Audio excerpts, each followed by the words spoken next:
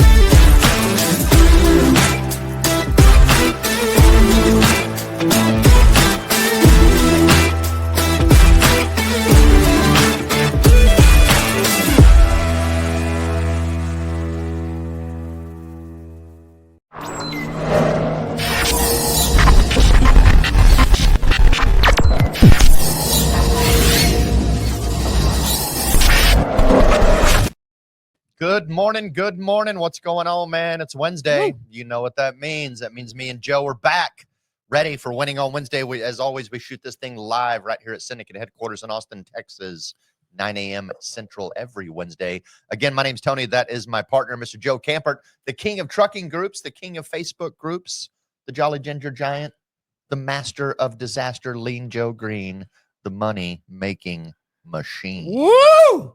I love it, baby. Happy Winning on Wednesday. What's up, Insurance Syndicate? Hope y'all are having an amazing kickstart to your week. I know that I am. I'm having just really a great kickstart to the year. This is our second live show of 2025. So, again, hope y'all are having an amazing kickstart to the new year and definitely a kickstart to this week. Real quick before we get going, as always, shout out to Viva Virtual Solutions, our main sponsor of the show. I actually just had an amazing conversation with my guy, Rob Lopez, who is the founder and CEO of Viva Virtual Solutions. Shout out to Lily Davies and everything that you do in order to make these live shows possible, as well as all of our shorts, our TikTok, Instagram, YouTube, you name it, you're doing it. So shout out to Viva Virtual Solutions. They are the main sponsor of the show. If you are looking or in the market for a virtual assistant to join your team, to partner up, right, because they really are partners within your agency, definitely reach out to Viva Virtual Solutions. Y'all, go ahead, let us know. Put it in the comments that you can hear and see us. What up, Rob? Rob Bullerdick, man, I ain't seen you. Man, when are you going to come see us in Austin, bro? Thanks for tuning in, man. Good question right there. Good to see you on here, man. You definitely we need to catch up, bro. It's been a hot minute.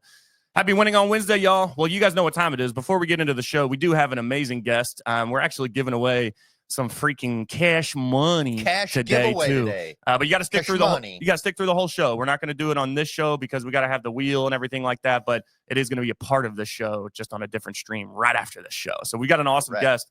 But before we get going, you guys know what time it is. It's Winning on Wednesday, y'all. We're all about those weekly wins. Go ahead and start dropping them in the comments. What's those weekly wins, y'all? Drop them in the comments. We want to celebrate you. I don't care how big or how small. Mr. Merwin, go ahead and kick us off, my man. What's a weekly win? You got it right there. Let's go. My weekly win is right here, man. I called up my buddy Luke Akery over at Reminder Media. He runs the Monday show. And if for any reason you're missing the Monday show, you're missing out. But pretty simple, man. This magazine is going to go out to every one of my referral partners on my mailing list. As y'all know, I joined a BNI group last year, like June or something. It's been going really well. And I thought, you know what?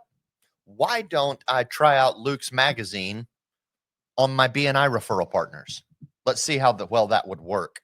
And as I'm not going to go through the whole magazine and give you a review, although I want to, but I got my promo copies, right? So the magazine goes out. Everybody's getting one of these. It's on my mailing list, but I get a stack of I think 12 or 15 promo copies for my own use. I got them in yesterday. They're awesome. They got my logo here. They got my picture on the back. They've got pull cards in them, all kinds of stuff.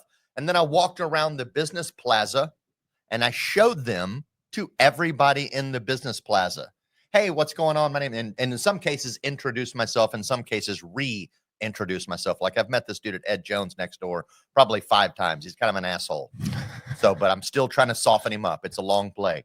But I went over there and talked to them again, showed them the magazine, told them that I use this magazine with my referral partners. Works great. I'd love them to just maybe leave one in their office if they're all right with that kind of thing. And by the way, if you know anybody that needs Medicare, talk to the dentist. Do you have Medicare people? Yeah, I do.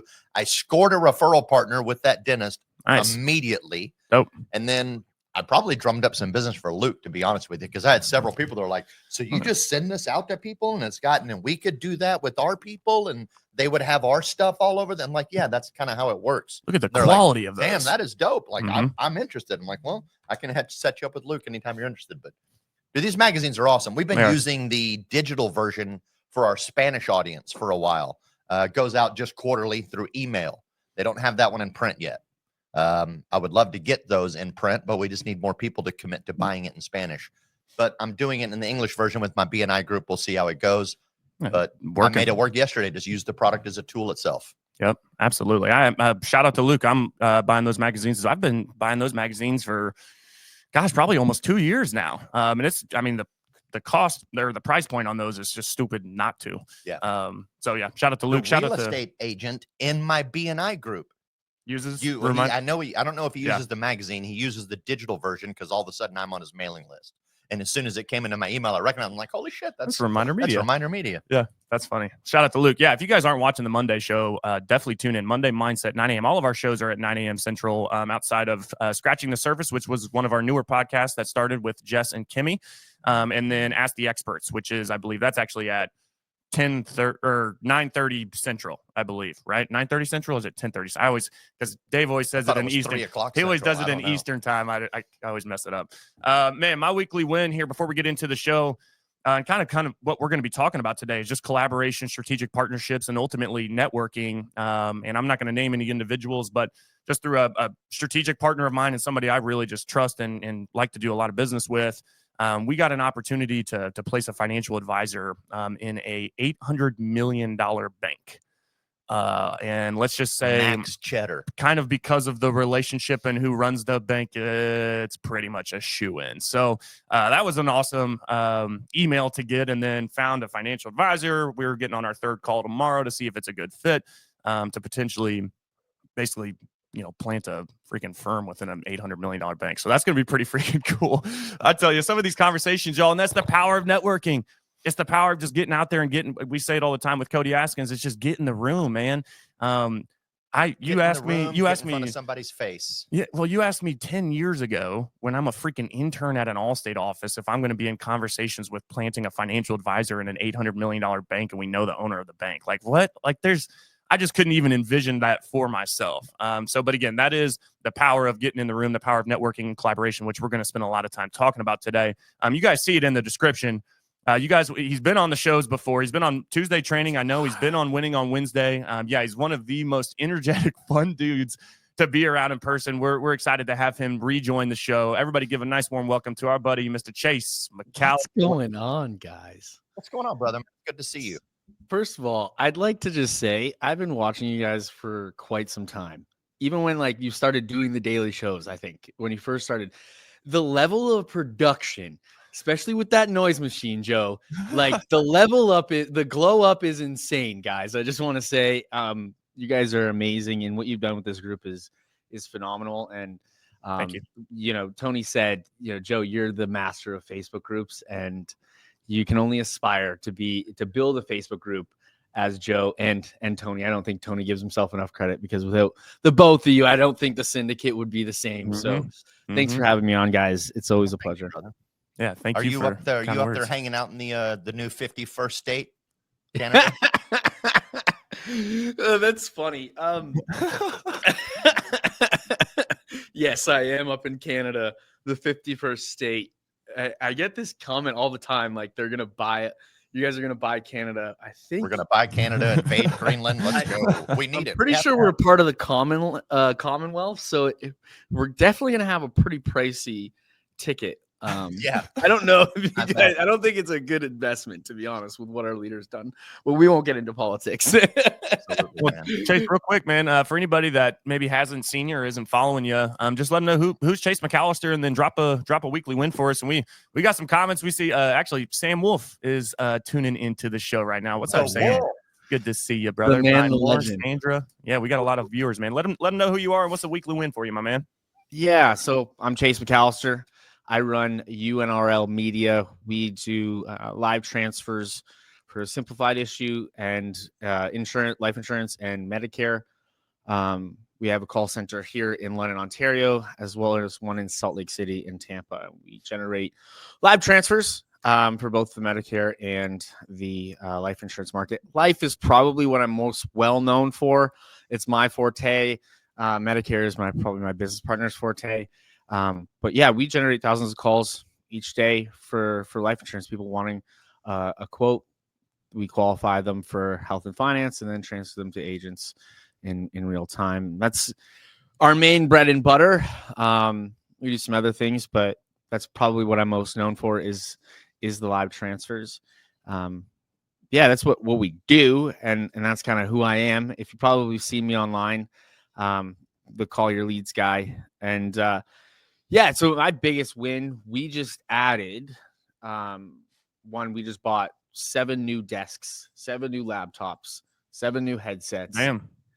I think it's like 12 different monitors, another set of cubicles, and hired, I think, another 8 people in this office. And they're getting trained, and they're actually getting on the phones for the first time today. So pretty excited. It could all fail miserably, or it could go really, really well. That's the first day of anything, right? Hey, no But gamble, that's a no big win future, for me right? this week. Yeah, I would say that's the top win. Pretty excited about that. Why life insurance? Like what made you like, you know what, dude, I'm gonna be, and I know you've like some of your background, right? But like, why was it like life insurance is gonna be the freaking product? Obviously we know there's more than just one insurance product, right? And then I'm on the property and casualty side. There's leads for free. Everybody's doing auto leads or whatever, right? Yeah. Why life insurance? I'm just curious. I don't know if I know that. Yeah, so when I started the marketing agency, we were doing multiple different business types, not even just insurance. And I've kind of explained this story, feels like 100 times now, not just to you guys, but like to the masses. And ultimately, I've had a lot of people. I grew up in a small town, rural town in Canada here, and truthfully, drugs were like a big thing. And I lost a lot of friends early on in my life. And it's probably not the most affluent town, so a lot of friends, family, I watched them like do GoFundMe's and never really be able to say goodbye. And so when we had the opportunity to work in life insurance, it was something that, you know, in business, there's multiple different pathways we could have gone down, but I knew that there's going to be hard days. There's going to be times where it's just like, it sucks. And maybe the math doesn't math, but you just got to keep going. So you need to have something that's going to resonate and not only help you sleep at night, but also you can drive an impact. And I just resonated with life insurance because there's a lot of people that ultimately won't be able to say goodbye correctly. And, you know, there's different segments in the life insurance space. We do service, you know, majority of them, like advanced markets, IULs. I just personally resonate in the simplified issue senior market for folks that maybe aren't in the most wealthiest of situations, maybe on Social Security, that ultimately this would be their last resort. And I get more passion. I resonate with that more because truly in my mind, those are the folks that need the help the most, not Robert defer some taxes with an IUL, etc. Although that's great. And there's definitely a passion for that. And there's not still an impact that's being made. Necessarily. I just resonate with helping the folks that really need it the most. Yeah. So that's really why we went down that path. And didn't look back, and truthfully probably could have picked a different path that was a little bit easier, to be honest, because there's definitely some downfalls in that, but ultimately I know when I wake up in the morning I feel good about what we do. So amen. Love that. What when you say we could have chosen an easier path, break some of that down, dude. I feel like I could talk for days about like, damn, like, man, again, it's always the classic, you don't know what you don't know, and knowing what I do now, oh my gosh, how much, but almost like I damn near wouldn't change when Redwood was super broke and bootstrapping it and just starting and cold calling, and we only had Safeco for 9 months, and I'm like trying to sell Safeco out in Maryland and I've never been an independent agent, and like I got stories for days about, man, I wish I would have maybe taken potentially a different route. Talk what would be some of those challenges that you went through that maybe you would course correct now? You know, I probably wouldn't change it, but also for example, when we started, we were just selling leads. Wait, did you say you were just selling weed? Leads. Leads. Leads. Leads. That was a long time ago. That was way back in the A past. hell of a Kenny. marketing company, man. That's a different chase. Wrong channel. When we first originally started going down the lead gen space for life insurance, we were just selling just the lead, right? A contact card. And truthfully, to sum this up, I probably would have made more money if we just continued to sell leads, just leads. It was a lot harder and a lot more expensive and a lot more stressful to add that extra step of, hey, we're going to call them. We're going to get them on the phone. We're going to qualify them and then transfer them over. Because there's a lot of variables. One, I got to make sure that these people are ready to accept the call to even get a billable, where if I was just selling leads, I could just fulfill an order and it's up to them to call it. And two, there's a lot of different dials that go on in our business that have to be working at 90 to 100% for all to run perfectly smoothly, right? And so if I look back, the easier route would have probably been and I probably would have made more money because there's a lot of cost and overhead involved in what we do if I just sold the leads themselves. But why we chose to do the live transfers was to sell somebody just a lead as a marketer, there's a lot of variables that aren't in my control to get the client a result, which inevitably makes me money because they keep coming back to buy more. Right. And so there was variables where how many calls did they make to that lead? How much did they follow up, et cetera, that aren't in our control. And it truthfully wasn't a tangible sell. And then you'd have people, they call one time and they say the lead sucked, right? And it's like, well, here, let me get the person on the phone. Let me qualify them for health and finance and let me put them right in front of you. And that was way more predictable. It was a predictable result for not only the client, but for me, because I knew that they were going to get a result. If I put them in front of 9-10 people a day and they don't close anything, they probably should get a job at Costco at that point, right? Like, so it's like, if I just sold the leads, I probably would have made way more money. But I also knew I wanted to build something for long term and not just be the run of the mill marketer that crushes it for a year and sells to everybody and then tarnishes their name, et cetera. Right. So I wanted to go that extra mile. And we did. We started just running ads for people. Then I said, hey, let's build our own brands.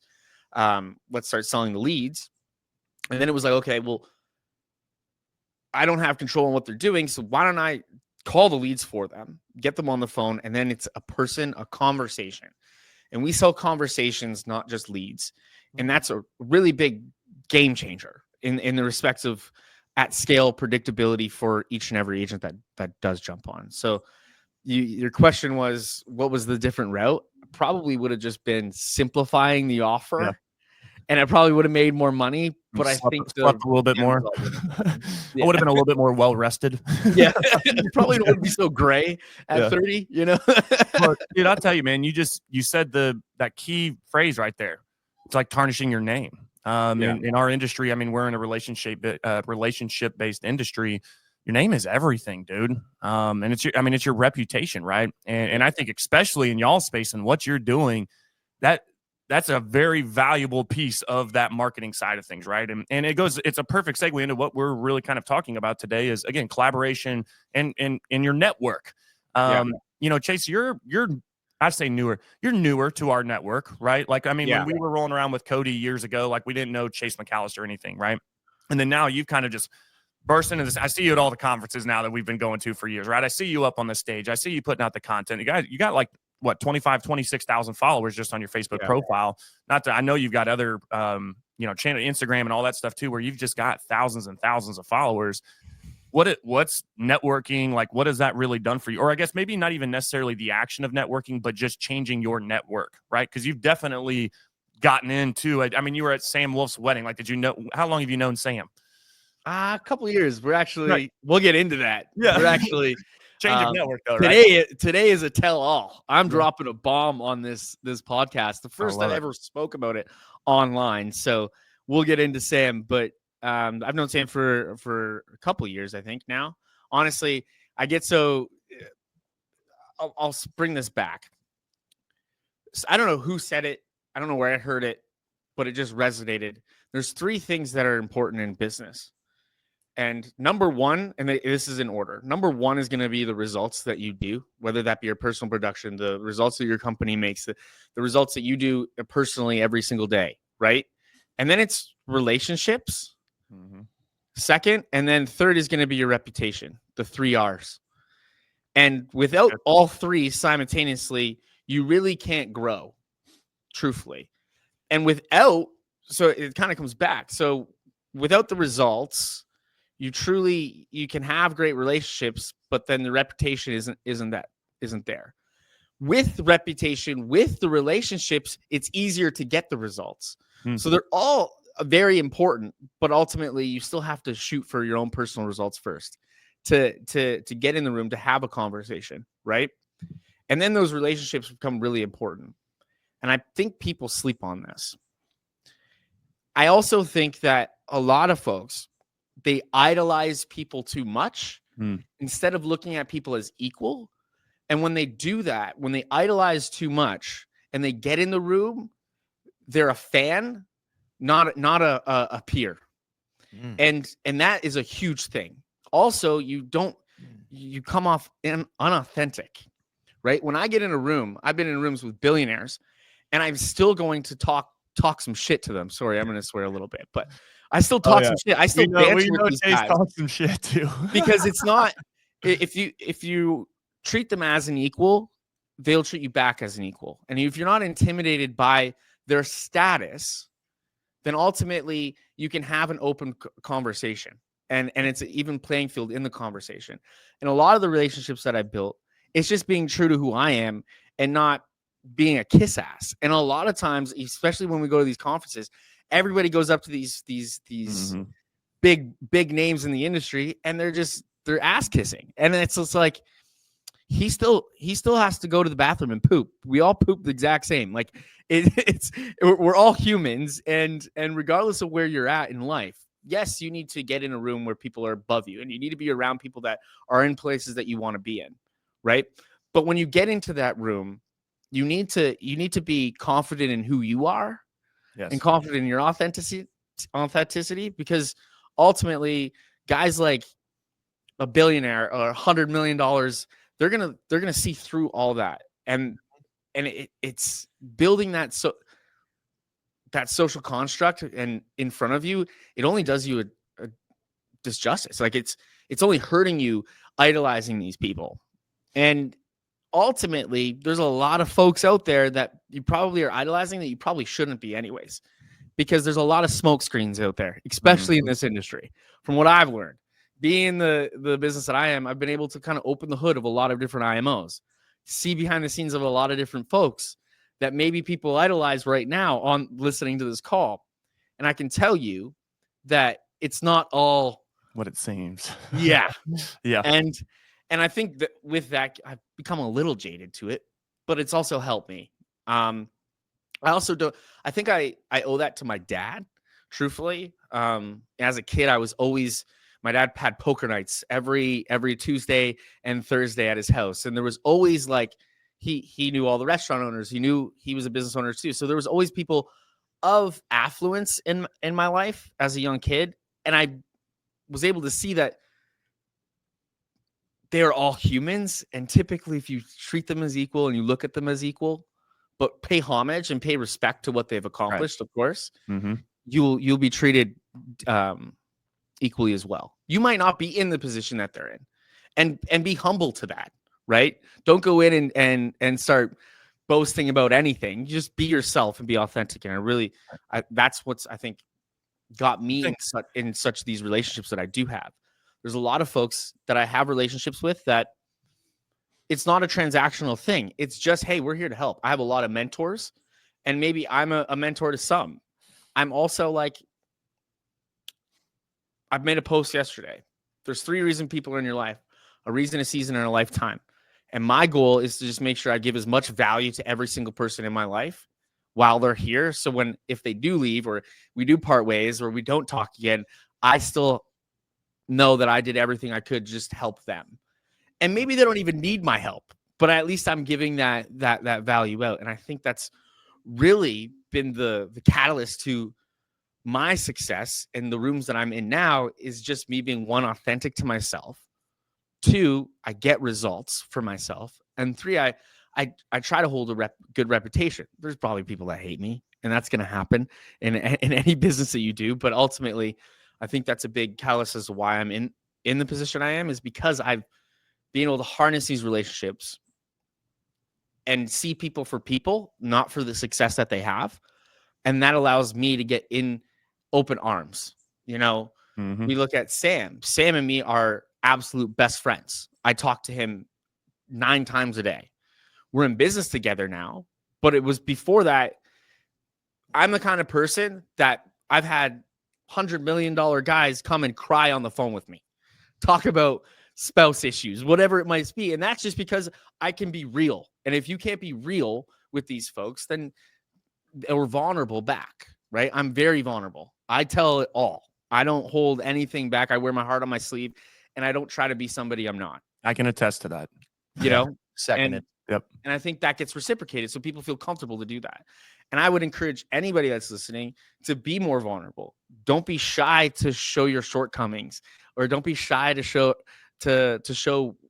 your vices and where you fall flat, right? I think that's what makes you who you are, and that shows authenticity. Pictures don't make an impact in your agency, right? It's the actual relationship. It's I think a lot of people, and that I'm not gonna lie, I mean, it's the room that I first met Tony in, but I remember that Power Players retreat that we went to, bro.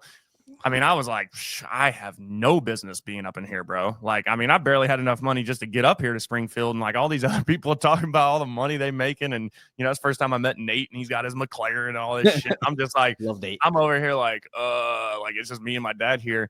And but you and your dad gave arguably the best talk at that training event. And that was, but it changed everything. Because again, we were us. They all had PowerPoints and all. I mean, we did a whiteboard, or I don't even know if we had a whiteboard. It's like I don't think you did. It was like a little PowerPoint thing that we had maybe put together about our house of dreams. And it was like, this is just something that we really believed in, dude, that changed the whole atmosphere. People approaching us, coming to speak with us. That was Cedric Freeman. Shout out to Cedric, man. I love seeing your recovery. I hope you're doing better with Justin Brock's team. Like, dude, that was amazing. And you can just tell, I mean, that moment, those relationships that were made in that room through that network changed.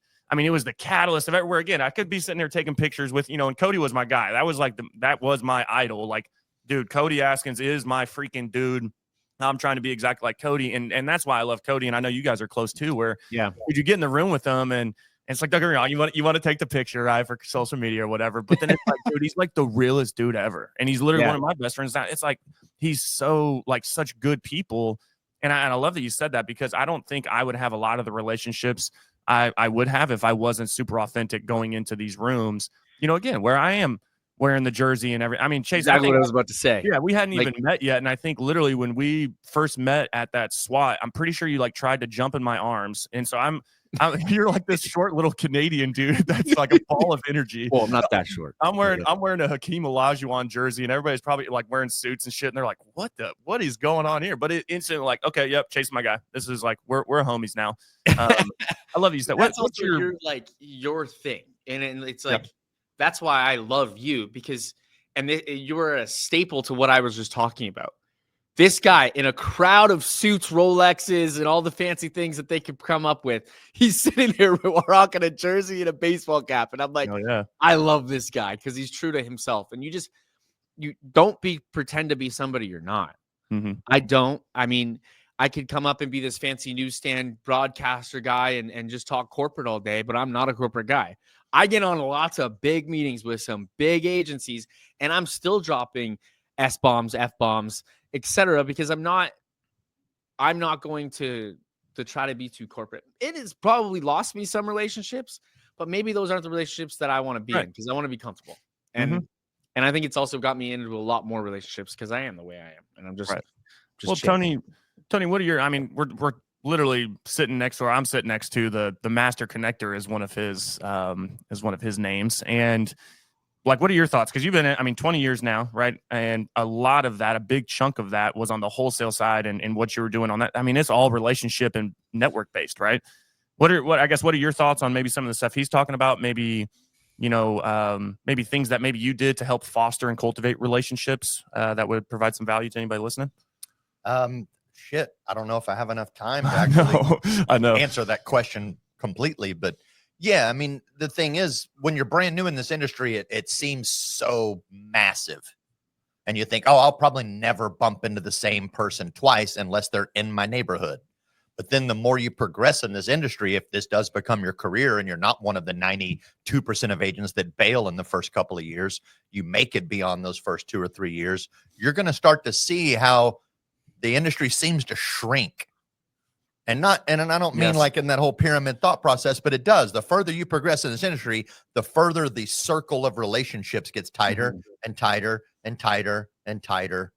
And your reputation is everything, especially, it doesn't matter where you're at, but especially if you're in a position like maybe Chase or you or myself are in, where we're managing relationships as part of what we do, right? We're not just writing policies. We're managing relationships and distributing products and making sure people get what they need and so forth.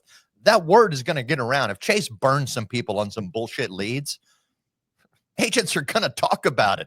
They're all going to talk about it. And they're going to be like, don't buy leads from that Chase dude. They're bum shit. And there's people out there that probably say that. The dude make a lot of money. Yeah, but those are weak agents. Those are the guys who are like, I called it once, lead suck. But if you help someone make money, right, they're going to talk about that too, right? So one of the things I learned, and I wrote about this not too long ago, David Chambers, who at the time when I met him was running Great American Financial's Medicare Supplement Division. I worked with him in the wholesale side. He was probably the first guy that really taught me, don't burn bridges or relationships in this industry if you plan on sticking in it, because you will see that person again later. I guarantee it. And they might have authority over you. And I don't mean authority over you where that person is now your boss. But let's say, for example, Joe agent down the road, I treat him like a jerk. And then later he's like, you know what? I don't want to be an independent agent. I now want to go work for Humana and I want to become Merwin's local market rep and watch me put the screws to him because he treated me like a jerk. Like, that's what I'm talking about. Like, you have to manage and keep yourself on as good as you can type of reputation that's authentic, right? Because again, you're going to see those people again later at some point.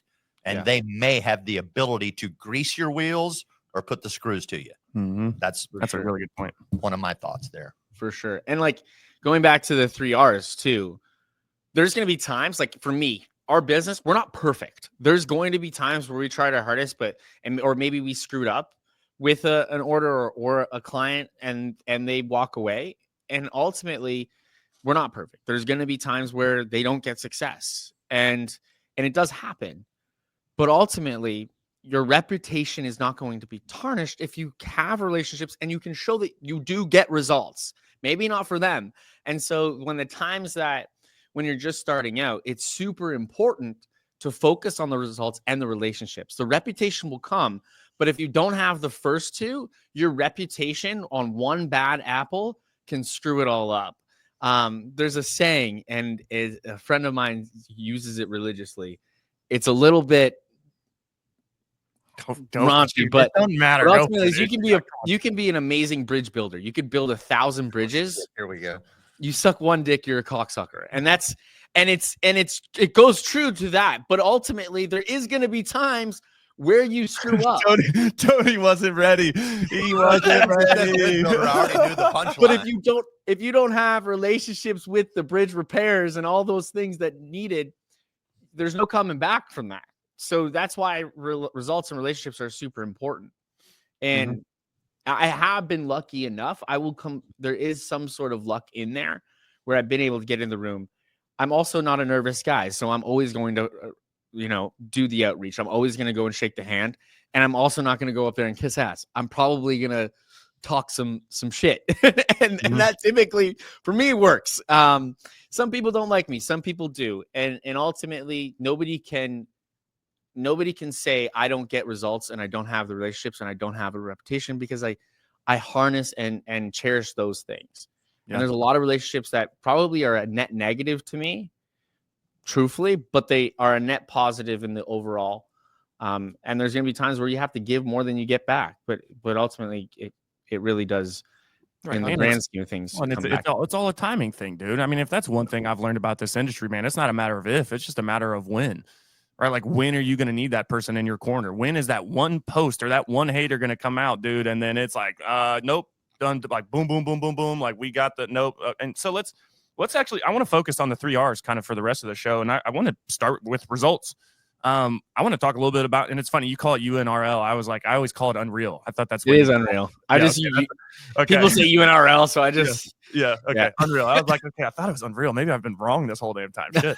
But let's talk about results, dude. I'm curious. What are y'all doing on a daily basis? How many calls are you generating? How many agents are you partnering with and working with? Like, let's talk through some of that. And definitely, guys, if you're literally in the life insurance space and you're buying leads, you need to, now again, it's on the final expense. Correct. Well, I'll let you share some of that, Chase, just because I know I'll butcher it. But talk about some of those results and what all you guys got cooking. Yeah. So our program for single agents. So we have like our single agent lead program. We also do some like big teams, and that's more of like what I would call our wholesale clients. But to talk about just the single agents, we probably have anywhere between 160 guys that have an active order with us. Maybe they're not on every day, but about 160 guys, give or take, that are accepting our calls, a single agent, from all different walks of life. So what we do is I don't just send the leads. Like, I have a proven program. You have to follow the program. So we give you the scripts. We have one-on-one coaches that have taken thousands of our phone calls that jump on one-on-ones with you and review your calls with you. We do daily trainings with those coaches on role plays, cadence practice, tonality practice, everything under the sun around our calls. And so we probably do a couple thousand calls a day right now. We were at a level probably last year that we're doing like 6,000. We kind of scaled that back on the marketing side. I'll get into that a little bit later. And so we generate, typically an agent comes in, depending on the day and weeks, are probably going to be at about 9 to 10 calls a day. Out of those 9 to 10 calls, our average out of those 160 guys is about 32%. It goes up and down a couple percent. 32% is our average close rate. Average AP of about 11.26, and it's been about 11.26 for the past like 9 to 10 months. And so every 10 calls, you're typically walking away with 1, 2, 3 deals a day, and you're not having to spend hours dialing. And really, the difference with live transfers is it's not about truly the ROI per se, which is there. It's about the time to acquire. There's 2 KPIs you really got to look at: cost per acquisition and time to acquire. An average agent to have that many conversations in a day without having multiple appointment setters doing it for them, right, it's going to cost them 3-4 hours of just dialing to get that, right? So the time to acquire is down to like 10 to 15% of what it takes if you're just dialing on leads, right? You might spend a bit more. We're not the cheapest out there. Definitely not. But we give you a predictable result over 251 working days where you have some flexibility in your life. You have a predictable business because you wake up every morning, you're going to have 9, 10 calls every single day. That does something for your business. So yeah, you pay a premium to have that comfortability in your business, but those are the average results that we're generating for agents on the life side. And it's not just the leads. We literally track your stats every single bit of the way. We probably track stats better than the agents track their stats, and we're on it. If we see them closing less than 10%, we're pausing them, getting them on a coaching call and saying, hey, what's going on? Let's figure out why you're not connecting these dots and connect them for them. And we're constantly doing reviews. We have an AI that listens to every single call and grades it on script usage, retention, everything. And so we're on the ball. And that's been the biggest thing. When we were starting to sell the transfers, well, hey, there would be one guy that's closing at 60%, one guy that's closing at 5%. And you're like, how do we get a good even line? So that way majority of the guys are at least writing business. Right. And so that was what do we have to do at the end? So we worked with the guys that have been with us forever and made them coaches. And now we do one-on-one coaching with each and every person. And that's awesome. Not an additional cost. It's just included. So that way we get a longevity of our clients. That's definitely a step that most lead vendors don't go to, in my experience. We've been told we do probably more than some IMOs do, which is kind of scary to think about. Absolutely. I'm curious, has any of the FCC stuff over the last year in regards to the 1-to-1 and the no TPMO to TPMO transfer and all that bullshit, has any of that like had a good or negative effect on what you guys do? No, so Has we it increased in costs, 20 created more problems, created more business for you? I would think it probably has driven some business for you. it's probably driven costs up. But we did in 2023, we kind of knew this was coming before it was main public knowledge kind of Right. thing. We already knew it was coming. So we did slowly start to transition a lot of our landing pages and our ads to being just click to call, inbound calls, which waves us the most TCPA and FCC because they're calling in, right? Right. A lot of this new one-to-one rule is for robo dialing, outbound dialing, and contacting leads. Well, they're calling us. So I Right. think now we're at like 90% are all call in originating right then. The only time we call out is if we weren't able to get them on with an agent when they originally called in. So we'll do a callback. And depending on the week or the day, there might be more callbacks than the 5% that we're shooting for. But we really shoot for at least 90 to 95% being originated right then and there. I remember wasn't that kind of a piece of your model though, was where, because I know you had the inbound, but then it was also, you know, I think at one point in time it was like, hey, just hop into our system and then you can use our dialer and outbound, because that was a piece of your model, right? So you've pretty much cut that down. We stopped doing those. Yeah. One, we realized that a lot of like when you're talking grand scale of things and outbound dialing, like we were at one point, there's thousands and thousands of leads. So an agent that goes and buys 25 Facebook leads or is running this one's Facebook ad with his name on it, etc., you're calling right away. There's a level of not intent, but like comprehension of what's going on. When you're calling on thousands of people every day and you have a database of tens of thousands of leads that have come in over the month, it is cold calling, right? It's not cold calling per se of like you're just going down the yellow pages, but it is a sense of cold calling. And a lot of agents claim that they're amazing on the phones, but really aren't. And so it just became almost a headache for us, and folks just weren't getting the results. So we just axed it because I was like, hey, let's just. Well, and you already saw the writing on the wall, so it long term, right? It saves you probably some time. Yeah. So yeah, with the FCC, we've kind of adjusted. We were adjusting that in 2023, before even it was like a thing. So we didn't even know it was going to happen. We were like, hey, we have all of this money invested into this company. We should probably make sure it's set for longevity. So yeah. What's I guess what's your thoughts on, I guess, you know, volume? So like for me, I'm a big numbers guy, where it's like, hey, like it's a law of large numbers, right? Yeah. And so like my guys now, again, we're dialing on business owners and stuff. So again, we get the backdoor, like the rules and stuff like that. Cause I'm calling a business, right? It's their publicly posted number. And that, again, that's on the truck. You know, I'm heavy into the trucking side of things, right? But when you say like, you know, 10 a day, like, do you ever suggest people to do more than 10 a day, or like, you know, or it's like 10 a day is enough because I know that you're going to close, you know, 30% of these. And then, so you're going to bring home, a little bit over $3,000, close to $4,000, depending on the product. Like, what's your thoughts on that? Yeah. So like the most an agent can really take with our calls is like 12 calls in a day, because the amount of time that you're going to spend talking to these people. But also really, if you start taking any more, one, you're probably throwing away a lot of opportunities. And judging really quickly on the phone. So you're just burning through calls. Two, when you're taking transfers and you're taking them for a month at a time, say you take 10 transfers a day, you're at 200, almost 200 calls in a month. You've spoken to 200 people. Okay. There's 200 people. And our biggest thing is we'll have agents that are crushing it, but they're taking too many calls and not calling the people that they sold. And so their placement's getting lower. And like, they don't have time for follow-up. Because they're, oh, hey, I'm going to get a new person anyway. So, you know, Nancy can step aside. And that almost creates a burnout too, because you're going. So pacing yourself too, as well, is really key. We always suggest, hey, take 4 days a week, have 1 day just to follow up with your business and people that maybe you haven't got over the line. So yeah, 10 a day is really like what we shoot for. A lot of guys might even plug in, take 4 and log out. We have a lot of folks that do that. It's so funny you say that, bro. In my Allstate days, when we were really, and it was in this ECP, as an enhanced comp program, we were spending like $126,000 a month on leads, right? Like, I mean, it was all auto leads, and it just churn and burn, dude. And it was so funny. And I had just gotten into management. So I had about 45 producers that were under me in the team, and I was in charge of the lead flow.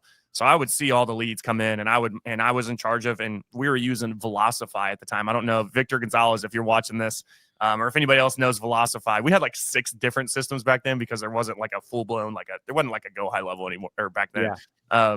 But I remember, bro, and it took me a little bit to catch on because it was all back then. It was this first to pick up and press 1.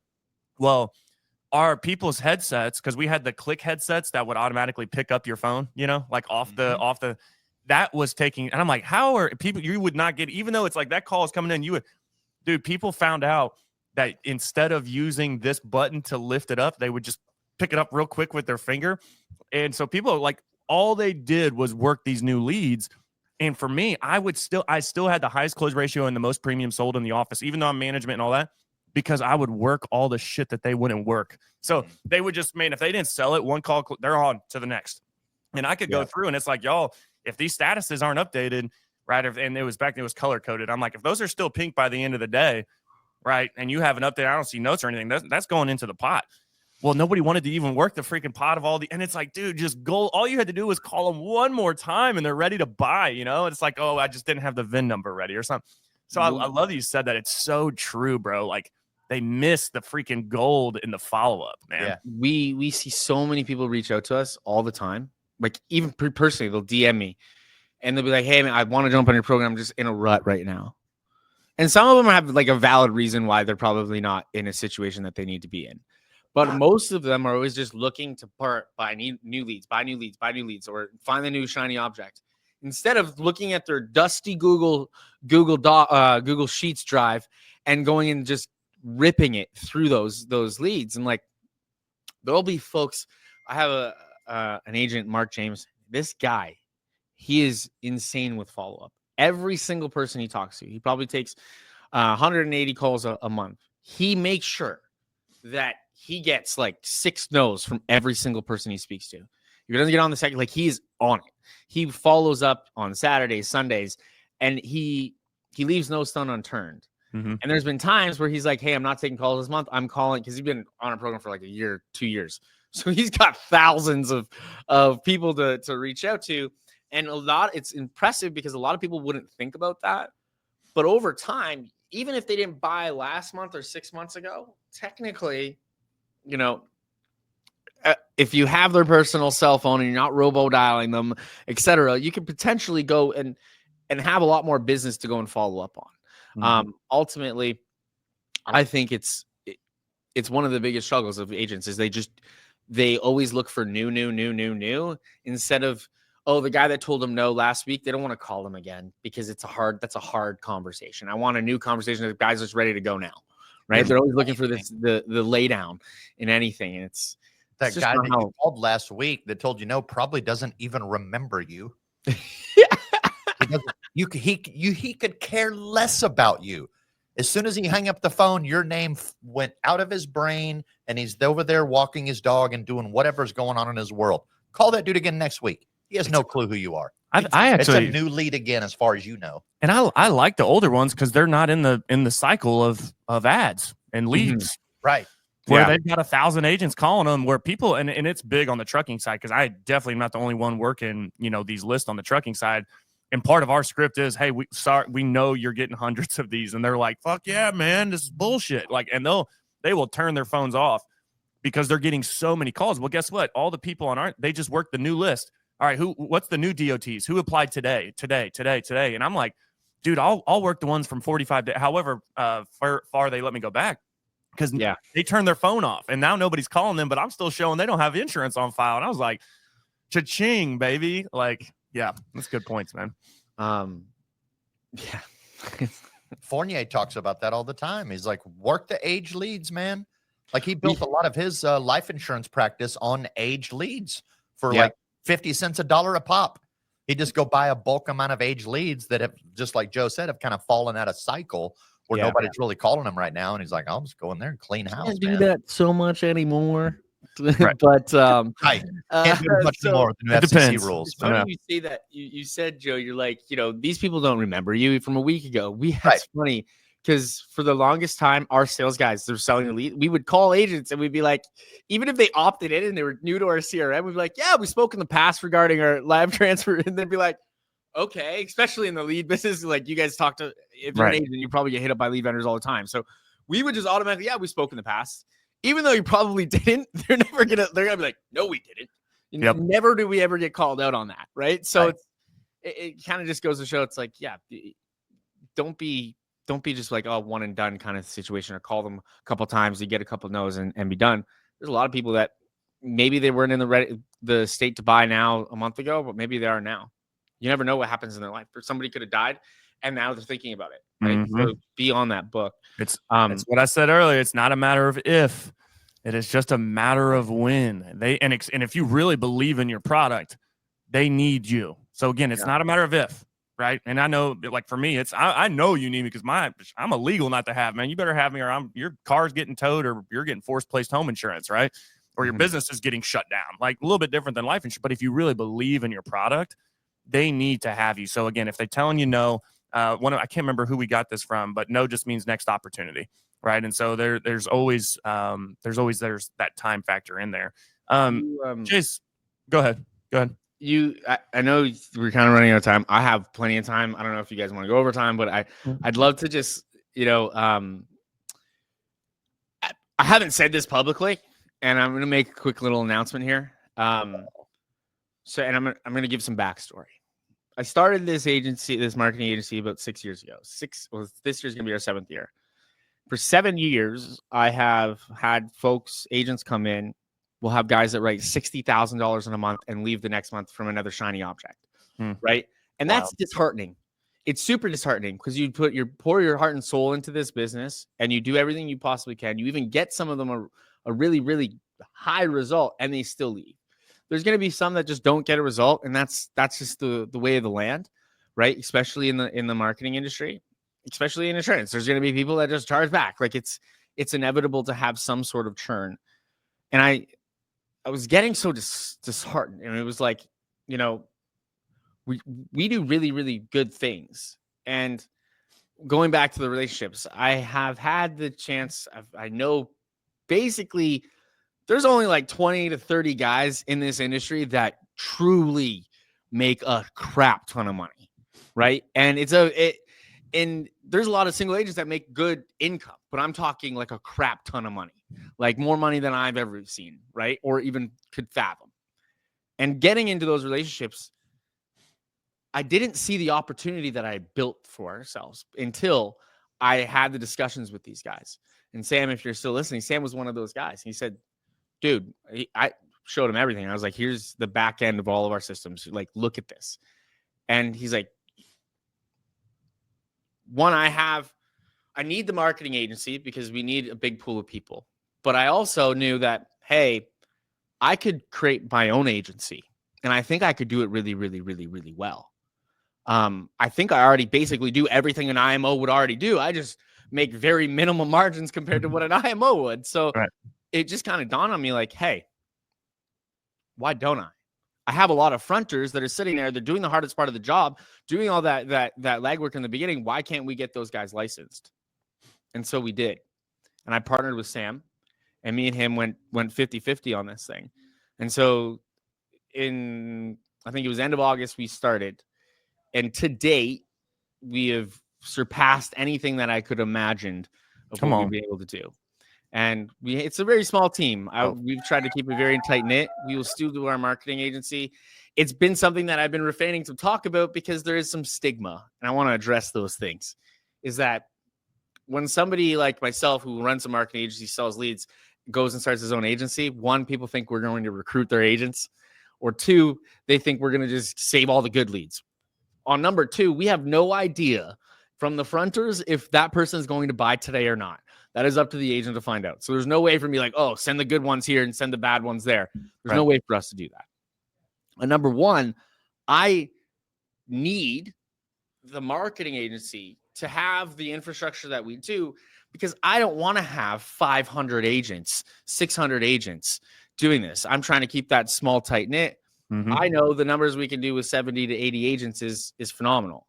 How that model looked was like, hey, either you come in, we give you a great comp level, you pay what my cost would be, right? We'll make the margin on the back end, the marketing company. Or you take a smaller comp level, and I will pay for the transfers themselves. Mhm. You still come in as a marketing customer. You still come into Unreal. It's completely separate. But ultimately, there's a way for agents that I've had guys that were $600,000 producers say, you know what? I don't want to deal with the overhead issue. I just want to plug in and write my business, and I don't mind taking a haircut on comp. So it was a model that we knew, holy crap, this could change the game. And I know now that it truly has changed the game for a lot of agents. We aren't out actively recruiting. We don't need to. If it's an interest of you, reach out. But we do have a pretty rigorous, application process. And I'm not just handing contracts to anybody and everybody. It's got to be a tight knit. You have to resonate with our team, and you have to prove that you can crush it. And then we can make it happen. But I can get a 200 with you, right? That's what the comp you're giving away. 280. 280. All right, man. Sign me up, dude. I'm a rock star. But also, it was like almost a fear for me to bring this up. So I'm also like, I'm gonna feel good after this call, because it was like I need to just put it out there. Don't hit me up looking for contracts if we're not doing it. But I think it almost brings more value to the marketing side, because now you're doing it too. You're actively practicing what you preach outside of. I know you're doing a lot when it comes to monitoring, like you said, more than some IMOs out there, right? But you're practicing, yeah. And that's something I really tried. Like, I have no problem getting back on the phones, and I'm like, I have my own agency, so when I'm selling, franchises and telling people how to set up their property and casualty franchises, guys, it's not. And this is one of my favorite things, right? It's like you can always tell. We were talking about corporate people earlier. You can always tell when that corporate dude walks in your office and starts telling you what to do. It's like, bro, have you ever even been licensed? Like, come on. Have you ever even sold a policy? So it's like, I almost think it brings more value when you're going to sell a lead, where it's like, and maybe that even improves the results, because now you are actively working them. And now that benchmark of 32% is going to be up to 40% maybe, because you fine-tuned a little bit. You're in the trenches. I love that, man. Congratulations. Sam is literally one of my favorite. Anytime I'm in Dallas, he's the first person hey, dude, I'm in town, and he'll drive across town to come meet up. And he's one of the best dudes, man. Yeah. That's a great partner for you, man. I love to hear that. We're really excited with what we're going to do here. And, what it's allowed me to see is, like, there's a lot of teams out there that are constantly going from different marketing, and or like IMOs that just throw a bunch of different plans or ways to market at you. And what we found was just give one line. You just go, this is what we do, and this is how we do it, and we're going to go full tilt on this. And we've superseded in 4 or 5 months what agencies have done in 10 years, which is insane, right? And I think it comes down to, like, my marketing knowledge, but also Sam's knowledge on the insurance side of things. Really, really excited for what's to come with that, and know that Unreal's not going anywhere. We're still going to be servicing that. And yeah, you're exactly right. Our leads have even got better, because now I see the results on the back end, and I can track all those numbers too, and really start to develop the lead even further.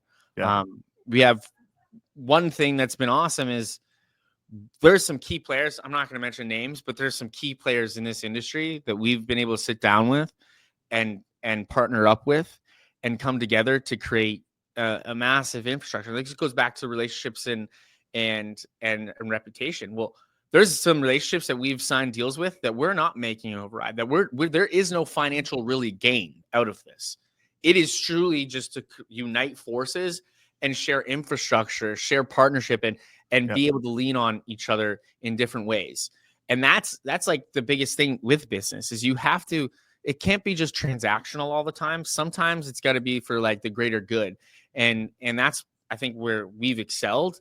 I think that's why me and Sam are both in a position that we could do this together. And I'm really excited for it. Yeah. So we all know when you give, you get, and typically when you get, it comes back tenfold, man.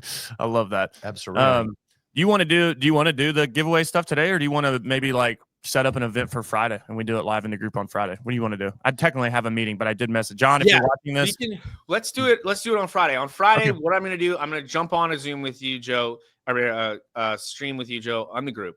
I'm giving away, and I've been giving away. We have a 1-year flight plan with Frontier. I've got $5,000 worth of calls for our company, $1,000 worth of calls. We have a $500 cash prize still left. I think we've given away some Kaboom credits.